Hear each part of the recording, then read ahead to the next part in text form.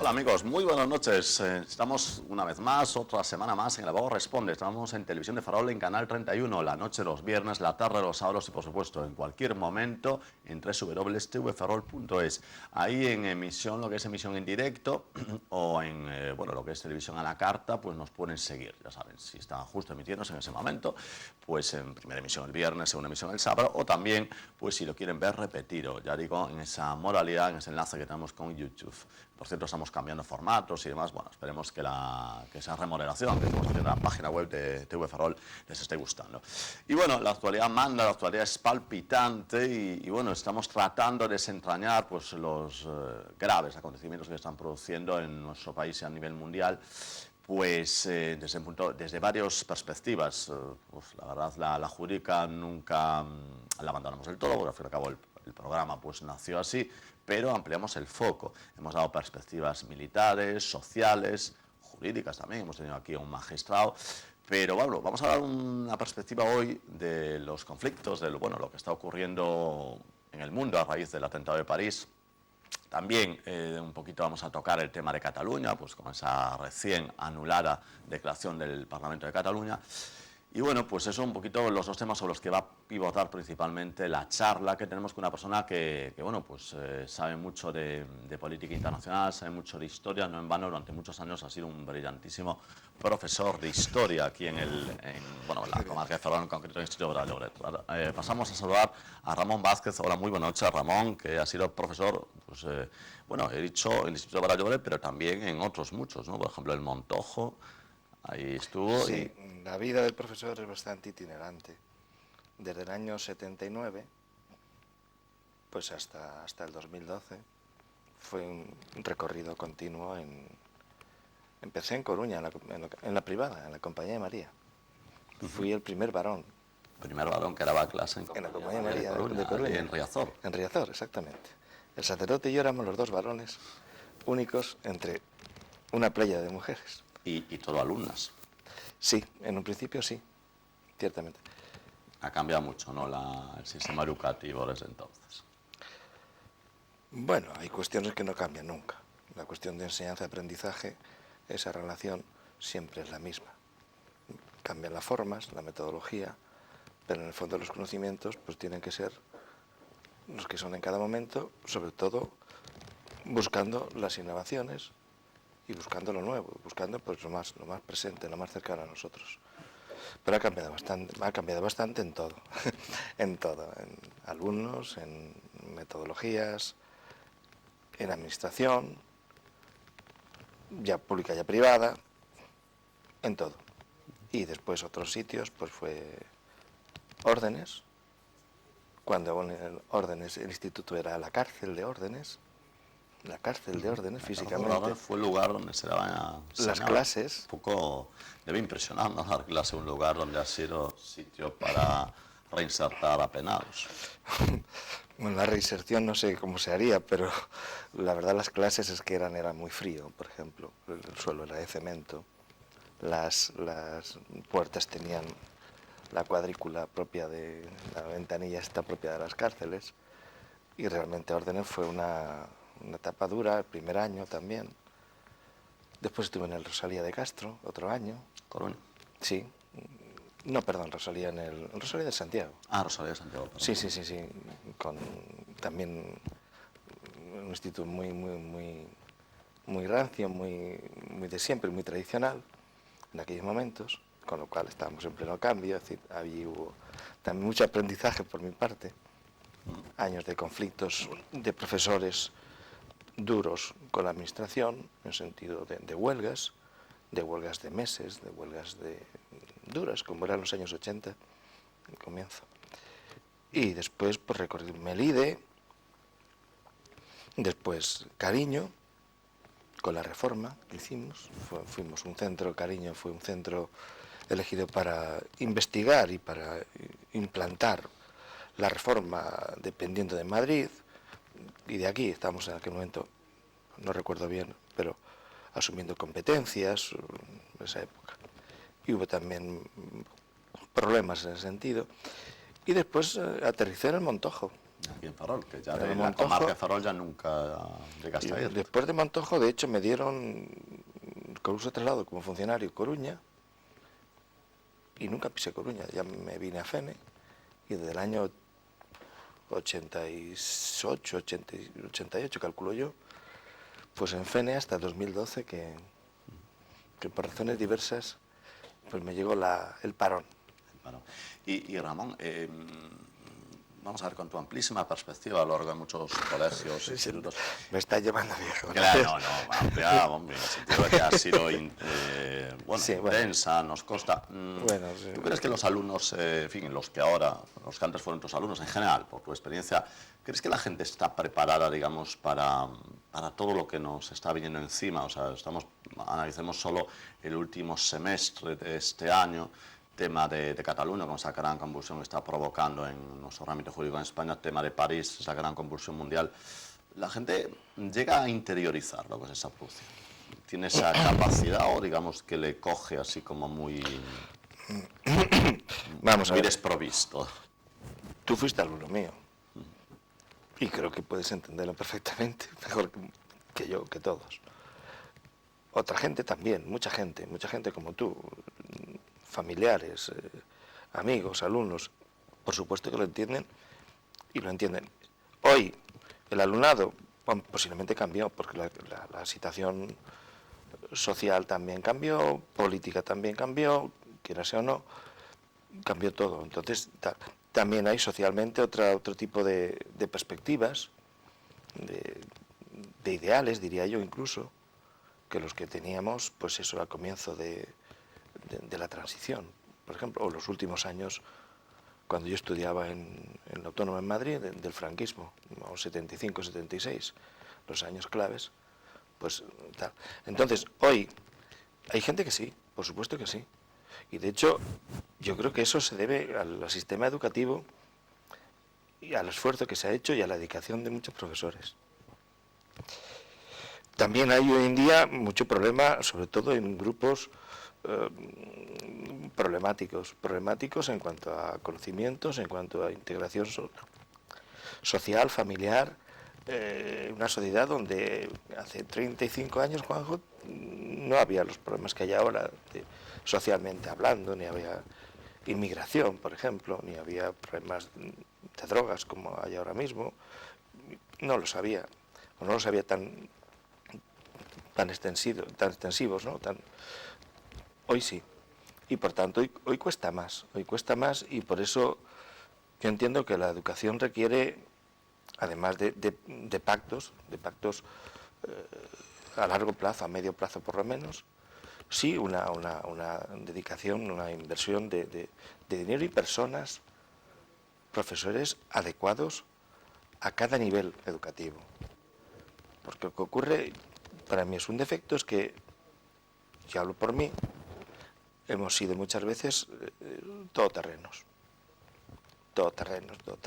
y consecuentemente, bueno, pues se ha hecho lo que se ha podido, pero una adaptación a las circunstancias de ahora, sobre todo personas, por ejemplo, como yo, ya mayores, pues ha costado. Para mí los peores, si puede hablarse de peores años, fueron los últimos, sin lugar a dudas. No porque la gente fuera peor, no, sino porque posiblemente por mi inadaptación a la nueva realidad que tenía delante de mí, bastante distinta a la que tuvimos, por ejemplo, con tu generación. En general, creo que sí. Se necesita ese pacto necesariamente y preparación adecuada a los niveles correspondientes. Es por eso quizás que a lo mejor en todos esos informes PRISA famosos que salen en el mundo no quedamos muy bien valorados a nivel mundial. Mira, yo de esas cuestiones soy bastante escéptico. Siempre lo fui casi en todo, tú lo sabes. Y de esas también, ¿no? Porque hay cosas y cosas. Entonces, comparar modelos educativos cuando las sociedades no son las mismas de entrada, pues es cuanto menos peligroso. podemos coincidir en muchas cuestiones, occidentalidad, racionalidad, derechos, libertades, pero esencialmente la sociedad española es muy propia, como es la historia de España, muy propia, muy... Somos peculiares. Sí, no, la historia de España es muy difícil de entender, somos nosotros. Porque obviamente es fácil comparar, por ejemplo, Singapur con Londres o París, pero a lo mejor con Ferrol o incluso Madrid no tiene nada que ver. Evidentemente es una cuestión distinta, depende, por eso cuando decía hay que preparar a la gente y dedicar, pues saber a dónde se va, a enseñar, dónde se va a aprender y saber dónde te juegas la vida, el trabajo, es decir, en sentido positivo, saber dónde estás, con quién estás. Es decir, Fene, años 80, Juan, conflictividad de los astilleros. ¿Cuántas veces no iríamos profesores y alumnos a cortar el cruce de Fene? Por las protestas tal, muchísimas. Y en esa perspectiva un poquito en la que hablábamos, ¿cómo veis un poquito por ejemplo, lo que tenemos un poquito más reciente, bueno, más reciente es el de Cataluña, pero bueno, eso ya lleva coleteando más. El tema de París, por ejemplo, el tema de París, ¿crees que dado un poquito las reacciones que se están produciendo de todos los países, puede desembocar en, como dicen algunos, una tercera guerra mundial o es poco exagerado? Vamos a ver, yo creo que, como historiador, normalmente nos enteramos tarde de las cosas. Bastante tarde. Ya no quiero entrar en cuestiones de archivos secretos, cerrados y herméticos, y no entro ahí. Simplemente la noticia, porque hoy en día realmente lo que funciona es la noticia, el impacto, lo llamativo, en el fondo un poco lo que vende, ¿no? Sin prestar mucho análisis. Por eso mucha gente no accede porque se queda con el impacto. Programas de televisión, pero rascar lo que hay debajo es más difícil y necesitar herramientas y capacidad crítica para hacerlo un poquito solo, ¿no? Entonces lo de París y lo de Bruselas y lo de las intervenciones en el Oriente Próximo y Medio, pues realmente es algo que llevamos arrastrando. No es tan novedoso como si intentamos. Pues casi, no quiero decir, pues casi un siglo. Es decir, ten en cuenta que el problema de Oriente Próximo deriva de los acuerdos de la Primera Guerra Mundial, de los repartos entre ingleses básicamente y franceses de esos territorios. Y que hicimos como hicimos en otros sitios de África, es decir, y creo que ahí radica el problema fundamental, que hemos intentado aplicar modelos que son buenos, evidentemente, estoy contento, ¿no? Vamos, pertenezco a uno de ellos, liberales, democráticos, industriales y tal, en sociedades básicamente pues nómadas, estructuradas de una forma distinta a las nuestras. Y consecuentemente los roces, los choques de las placas tectónicas han ido apareciendo y seguirán apareciendo. Y esto no es más que una... Bueno, no lo sé, decir, normalmente no lo sé, pero desembocar, se podría decir que estamos ya. Yo también soy pesimista, porque realmente hay que ser equidistante, pero equidistante de una cosa, de la muerte. Entonces, me da igual que muera una persona que otra, sí, formalmente sí. Como si fuera alguien próximo a mí me dolería más, ¿no? Pero me parece que se dispara muy pronto. Pero de alguna forma, de todas formas, se está asegurando un poquito el hecho de que, por ejemplo, Rusia y Estados Unidos estén del mismo bando, es una garantía un poquito de que la cosa no va a ir a mayores. Juan, yo también, ojalá la cosa se calmara, pero realmente no es cuestión de voluntades, es cuestión a veces de que las contradicciones, las estructuras son tan enrevesadas, tan complicadas, que es que incluso con la buena voluntad, suponiendo que la tuvieran realmente, tanto uno como otro, pues es difícil de arreglar. Es decir, el conflicto ahora mismo, pues lo estamos reduciendo a que Francia, Inglaterra, Estados Unidos están bombardeando y demás. Mi opinión al respecto de eso, me importa decir, me parece mal, porque estamos bombardeando desde hace un montón de tiempo y los resultados no nos planteamos nunca qué es lo que estamos haciendo mal para haber llegado a donde hemos llegado. Y lo que es peor, seguimos haciendo lo mismo. Yo, a raíz de tu, y gracias de tu, bueno, sugerencia para venir aquí, miré un texto de la Primera Guerra Mundial, donde, bueno, que siempre salía en Go o en segundo, vamos, en selectivo y demás, sobre la actitud de las potencias ante la guerra, ¿no? Y llama la atención cómo es a veces una algarabía, casi un jolgorio, ver lo mal que está la gente, las noticias impactantes y tal, cuando realmente no sabemos lo que estamos haciendo, no sabemos, deberíamos saberlo. Entonces ahí... Pero algo habrá que hacer, supongo, ¿no? Yo soy bastante pesimista, Juan, te digo la verdad. Claro, ya soy viejo y tal, sobre todo porque hay muchos intereses contrapuestos. Ahora mismo estamos en el último, lo de Turquía. Turquía no se sabe muy bien el papel que está jugando. Claro, O está claro a lo mejor para ellos, pero no para nosotros. Pero Turquía ahora mismo pertenece a la OTAN. Pero no lo parece. Bueno, pertenece a la OTAN, bueno, está en la OTAN. Por tanto, y Grecia también, y el conflicto turco-griego fue eterno también. Y están los dos en la OTAN.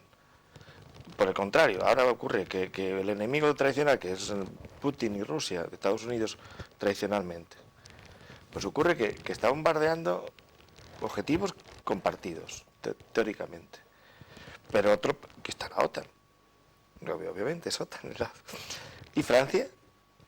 Francia también. Que obviamente tiene un gran interés en que se dé una respuesta rápida, que su orgullo quede pues un poquito recuperado. Pues yo francamente pienso que el orgullo un poco hay que comérselo, ser un poco más paciente, más negociador, y aunque evidentemente es dramático y es un asesinato y los calificativos faltarían para este tipo de acciones, ¿no? Pues evidentemente yo pediría un poco más de calma y de tranquilidad, porque las cosas empezaron por el asesinato de un príncipe y acabaron como acabaron. Sabemos que tienes noticias del ambiente que se vive en Bruselas. En realidad es como nos cuentan, es decir, hay un clima de, por lo menos durante unos días ha habido un clima de absoluta tensión y de prácticamente estar en casi como una ciudad tomada por el ejército. Eso es lo que parece en los medios, realmente es así, ¿no? Sí, realmente es así, pero Bruselas, es que yo conozco, bueno, no estuve nunca en Bruselas, pero tengo relaciones con diversa gente, ¿no? Y ciertamente es un mundo que no nos acercamos a él así, no sabemos realmente cómo es. Si tenemos la idea de Bruselas, capital de Europa, y ahí están los políticos, y ven como Dios, y ganan mucho dinero, y tal y cual. Y bueno, vale, sí, pero también hay otras cosas que no se ven, que no se dicen hasta ahora, hasta que surge el boom, como esto, ¿no? Realmente, el acontecimiento de Bruselas, la gente que vive en Bruselas percibe en el ambiente este tipo de tensiones derivadas de marginación, de mucha gente, que es la que muchas veces busca un ideal de vida, que lo encuentra en el fenómeno religioso, en la lucha yihadista y en la acción directa. Y ya veremos secta, no algo que les haga huir de la realidad que para ellos es horrible. Es que el Islam, aparte de todas las corrientes que hay, en el fondo es expansivo, es decir, tiene la aplicación como objetivo la conversión del otro.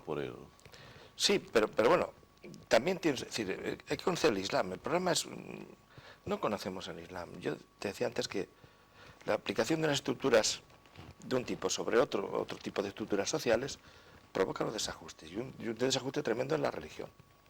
También, la religión y lo que conlleva la religión. Es decir, el Islam tiene también sus derechos individuales y sus deberes, como cualquier religión, pero también tiene sus derechos. Lo que ocurre es que son derechos no como los nuestros, matizados. Por ejemplo, el Islam reconoce la libertad de cultos, por ejemplo, pero cuidado, no reconoce o no acepta la difusión del culto correspondiente, la predicación del culto. no reconoce o está en contra de la apostasía, o está en contra del ateísmo como tal. Claro, Y la ética es oficial incluso, no hay posibilidad de llevar cada uno su conciencia individual como en Occidente. el tema es complicado también porque dependemos si nos metemos en la variante sunita o los chiitas. Bueno, que eso es otra. Entre ellos hay graves divergencias, ¿no? Entre los grupos. Yo es que, Juanjo, no quiero meterme ahí porque tampoco soy experto especialista en ese tema. Y no soy ninguno, pero bueno, en ese tampoco. Pero sí, evidentemente, el tema básicamente, que es una de las contradicciones que hay, que Arabia Saudí básicamente es suní. Es suní, tiene una línea de actuación, la ley, la Sharia es terrible, es lo que se aplica rígidamente y punto. Por eso incluso hay cuestiones sobre los comportamientos no solo políticos sino sociales en estos territorios, pues son cuanto menos chocantes, por no decir muy enfrentados a los nuestros. Habría que revisar a lo mejor. Y el tema de los chiíes, pues es el tema básicamente de Irán con los ayatolás, los imanes, que tienen otra forma de entender el Islam, de alguna manera, más de tipo de que el ayatolá y el imán es la autoridad, atiende un poco a la realidad social, mientras que, es decir, el modelo de Arabia es más, entiendo yo, más rígido. El modelo chiita es más, dentro que cabe, más adaptado a las circunstancias con la autoridad de los... Ahora, evidentemente, el enemigo siempre es... y paradójicamente, los saudíes son amigos de Occidente y el régimen iraní y demás, pues realmente es enemigo de Khomeini. Hasta hoy, pues realmente no. Aparte de otros conflictos en la zona de Afganistán con Rusia. Es decir, realmente es un tema muy complicado y que hay que tomarlo con más profundidad que la simple noticia, el flash, el impacto y tal, y casi, qué bien que vamos a la guerra, joder, vamos a... De todas formas es un tema complicado y por lo tanto que su solución desde luego no estará a corto ni a medio plazo. No, evidentemente es una cuestión de mentalidad. Y lo que más se tarda en cambiar en este mundo es la mentalidad de las gentes. Ten en cuenta que Europa, me llevo cinco siglos, y ahora seguimos, de guerra de religión. Europa, la consecución de la racionalidad, por decirlo así, costó la separación de la Iglesia. Costó guerras, costó conflictos duros, y los españoles lo sabemos muy bien, incluso internamente, no quiero irme al siglo XV y XVI, ¿no? sino incluso más reciente. Bueno, ahora mismo ya no hay ningún conflicto. Bueno, que no los hay, los tenemos en las ciudades, los tenemos en Bruselas, que es... No, bueno, sí, obviamente, pero quiero decir, que no de europeos, es decir, es que el problema está ahí, Juan, de no europeos. Que el tema del conflicto ahora mismo son generaciones que son belgas, como son españoles. Pero que no han interiorizado los valores occidentales. Un poco ahí viene el problema de los desajustes, ¿no?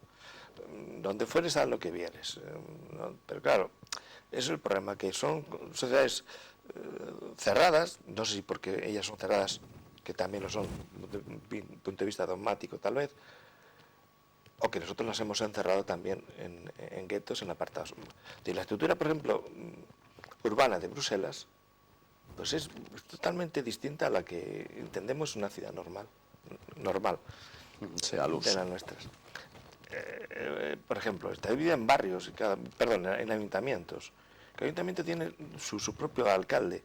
No hay un alcalde de un ayuntamiento de Bruselas como tal. Por eso se producen paradojas como esta que se ha producido. El hecho de que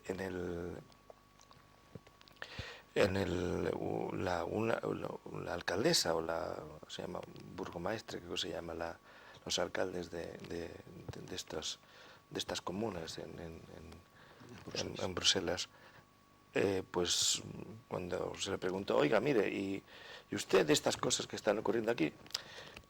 Pues dio una respuesta la que podía dar la policía. Tiene su comisaría, cada uno de estas, su comisaría. No hay una comisaría de todo Nadie Bruselas. coordina. Nadie coordina. Es decir, hay después otra policía federal, digamos así, que es la encargada del terrorismo, específicamente. Es la que supongo que estaba paseando por las calles. Entonces, Bueno, claro, paseando, patrulla.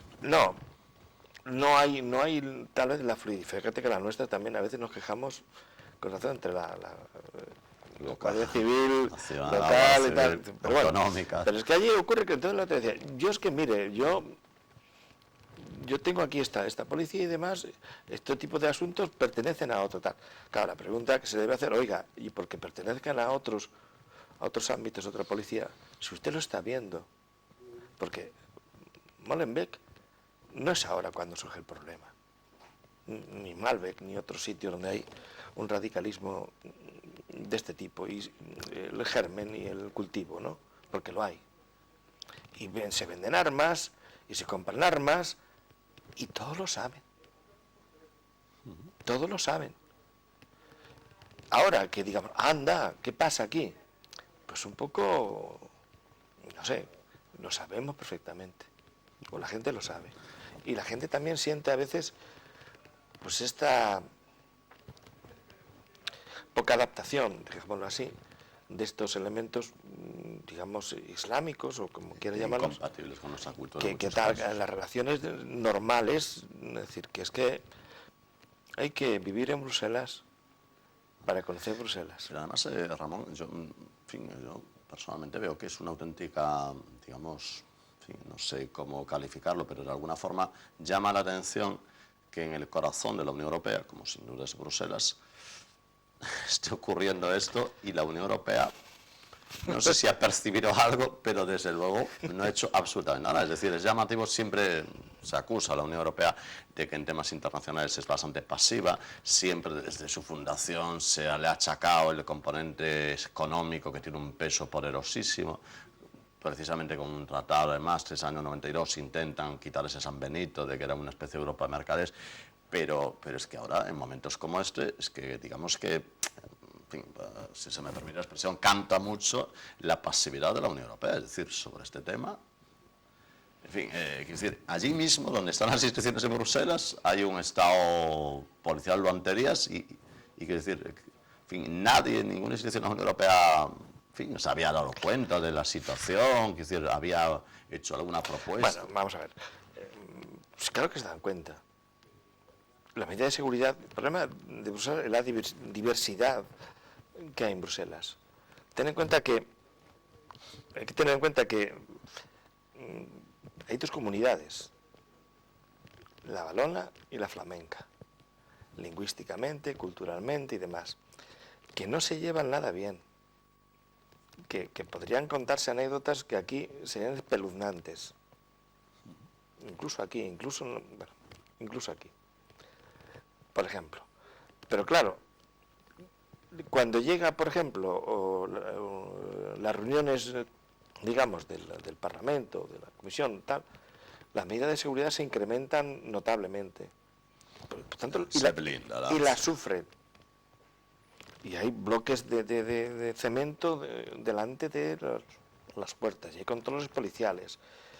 Y cuando llega alguno ya, Obama, pues Bruselas no para de circular helicópteros durante todo el día sobre Bruselas. Es decir que, y ahora a raíz de esto, pues se han sacado familias a punta de pistola de sus casas con sus bebés.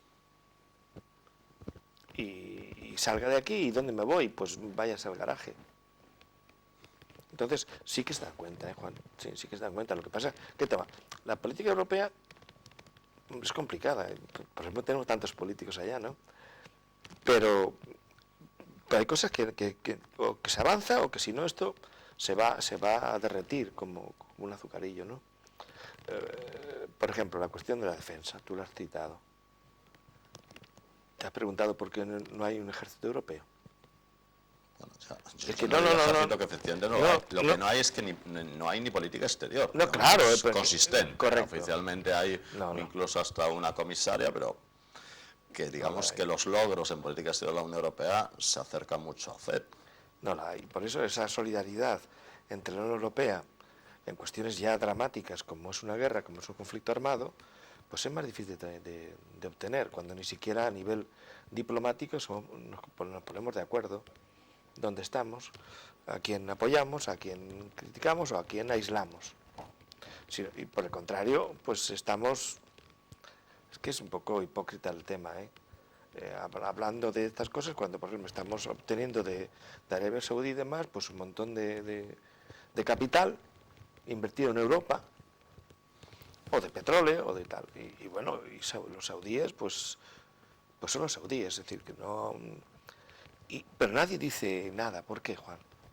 Eso es una pregunta. Estamos ya, en fin, acabando ya el programa. Ha sido muy agradable, Ramón, ha sido muy... Pero bueno, yo quisiera una última pregunta, decir, ¿cómo afrontas, al final no hemos llegado ni a tocar el tema de Cataluña, pero en general los problemas que tenemos a corto plazo, Cataluña, tema de yihad islámica, ¿eres optimista sobre su solución, ya no este año, obviamente, sino de cara al 2016? Vamos a quedarnos con esa frase. Por cierto, última pregunta, perdón, que le haremos a todos los invitados, ya adelantamos en este mes de diciembre. Voy a intentar ser breve, porque si no me enrollo como siempre. Vamos a ver, tema catalán. Yo, cuando hablamos de este tema, recuerdo a mis alumnos y a mí, que llevamos un siglo arreglando cosas. Al comienzo del siglo XX había un problema social tremendo, un problema político de composición de partidos tremendo, enorme. Se iniciaba el problema más o menos nacionalista a emerger, aparte del problema de Marruecos y demás, pero había esos problemas. Cataluña estaba emergiendo también juntamente. Bueno, ¿qué pasa? Pues que llevamos un siglo y no lo hemos arreglado. De eso deduzco que no eres muy optimista. No, pero también voy a decirte un poco lo que pienso y cómo perdón, lo intentaré arreglar un poco. Es decir, solamente hemos resuelto un problema, el militar, Juan. El problema militar, afortunadamente, está resuelto. Digo que afortunadamente porque la tradición militarista en este país es muy, muy alta, ¿no? Pero está resuelto. El problema catalán, hemos llegado a un punto en donde, sin culpar a nadie, ¿no? Todos somos culpables. Pero no solamente el problema de Cataluña. El problema es un poco más profundo. Y pienso que tampoco se arreglaría el problema parcheando el tema de catalán. No, evidentemente aquí hubo una transición, lo hicimos lo mejor que pudimos, y supimos, y nos dejaron. Y hubo una constitución que está funcionando y está funcionando. Lo que ocurre es como, por ponerte un ejemplo, si hiciéramos un edificio nuevo teniendo que derruir el antiguo, ¿vale? Y consecuentemente la destrucción del antiguo y hacer el nuevo al mismo tiempo es complicado. Hicimos la Constitución, se aprobó, de que llaman los estatutos incluso, y dijimos, bueno, pues ya está hecho, ya somos demócratas. Y no es así tampoco. Hicimos la estructura del edificio con la Constitución. Y después cada uno, fundamentalmente los políticos, sin ánimo de tal, pues han ido haciendo las partes internas del edificio, un poco cada uno a su aire, sin mucho control, sin mucho orden, y al final el edificio pues ocurre porque está un poco ya deteriorado y que no sirve para lo que se pensaba. Entonces, la solución, pues mira, yo te diría una solución pactada, no, vamos a ver, pero consensuada, porque en el fondo es una cuestión de soberanía española. Entonces, yo lo que diría sería poner un objetivo en unos años, 3, 5 años, vamos a cambiar esto, pero vamos a cambiarlo no de golpe, como hacemos los españoles las cosas. Llega la prisa, hay que hacerlo ya. No, vamos a hacerlo tal. Y ir viendo no solamente el encaje de Cataluña, sino el encaje de todos los españoles en la futura política que sea. Y yo haría una pregunta a los españoles, un referéndum. Diría, en ese futuro texto, ¿están ustedes de acuerdo o no en introducir el principio de autodeterminación? Segunda pregunta, caso de que diga que sí, ¿con qué porcentajes ustedes estarían de acuerdo en que un territorio se independizara de aquella manera? Y a partir de ahí, con esos datos que el pueblo español da, pues cada partido puede decir, mire usted, yo propongo eso, hablada. Muy bien, Ramón, pues ha sido todo un placer, muchísimas gracias por estar aquí en La Boga Responde y bueno, que ha sido un placer. Gracias, Ramón. Pues muchas gracias a ti y la verdad es que este tipo de fenómenos es la primera vez que me ocurre en que un alumno me invita a su programa y esta posiblemente sea la primera vez que este formato de programa se produce, no lo sé, pero para mí sí, como profesor, y estoy además de encantado, agradecido de, no sé, de poder seguir estando en el recuerdo de mucha gente y además de poder, entre comillas, seguir siendo útil. Sí, hombre, por supuesto, Ramón. Muchísimas gracias a ti. A ti, Chava, gracias. Venga, amigos, esto ha sido todo. Esperemos que les haya gustado. Nos vemos aquí la próxima semana en Televisión de Ferrol.